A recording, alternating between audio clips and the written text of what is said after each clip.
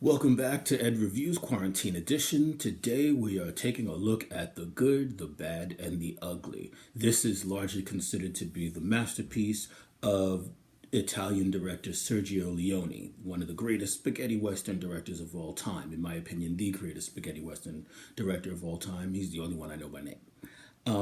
The film stars Clint Eastwood, Lee Van Cleef, and Eli Wallach.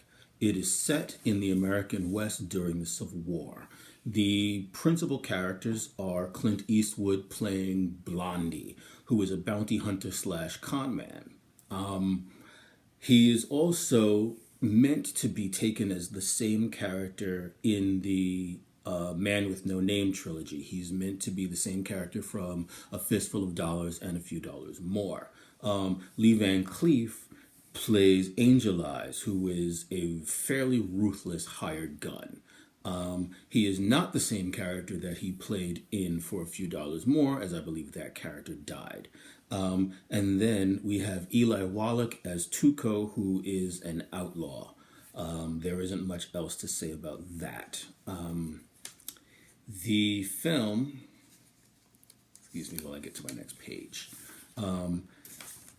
Act One. Act One moves along fairly quickly, especially if you recently watched other Tarantino movies where he tends to take his time telling the story. This is relatively fast paced for him. It quickly establishes the characters and the stakes, what everybody's after, what Alfred Hitchcock would have referred to as the MacGuffin, $200,000 worth of buried gold. And anyway, very quickly you see who the characters are and how they relate to this $200,000. Act 2 develops the relationships between the characters. Exactly how does Tuco and Angel Eyes, how do they know each other? And so on. And it actually advances the quest. It moves along in getting these characters trying to find that $200,000. Again, I'm not going to go too deep into detail because I don't particularly want to spoil anything for you, even though most people have seen the movie by now. For those of you who haven't, and you really should, I'm not going to spoil anything for you. But in Act 2, we start to get on the quest. In Act 3, the conclusion of that particular quest for the $200,000 ends in what many people, myself included, consider to be the greatest standoff in film history, and is certainly the most well-scored standoff in film history. That it's just, I forget the name of the composer, who I probably couldn't pronounce his name anyway, but he did a fantastic job. And once you hear the music, you will know, because a lot of pieces use the score for that to a lot of comedy pieces use the score for the good, the bad, and the ugly for to establish a Western feel or a standoffish feel. You've heard it before.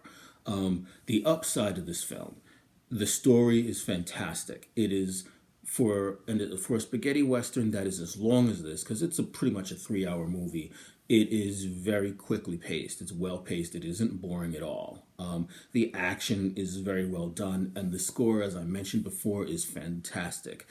The downside of this, well, there really isn't any downside. There is no flaws in this film at all, as far as I'm concerned, unless you're comparing it to another another Sergio Leone film, such as Once Upon a Time in the West. I would say the acting is not quite on par with the acting in Once Upon a Time in the West, but that is a comparison between films, and that's not necessarily what we're doing here. But that is the only con, is that the acting isn't quite as good as the acting in certain other movies of the type. And that's it. That's the only con I can think of. This is absolutely a 5-star film all the way. It is largely regarded as the greatest Western, if not the greatest spaghetti Western of all time. And I tend to agree after having watched it again.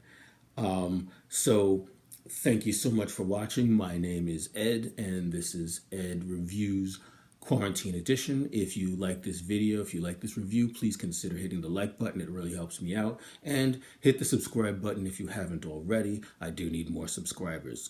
Goodness, I need more subscribers. And if you know anyone who might enjoy fairly good reviews of films and stuff, We'll be getting to TV shows fairly soon.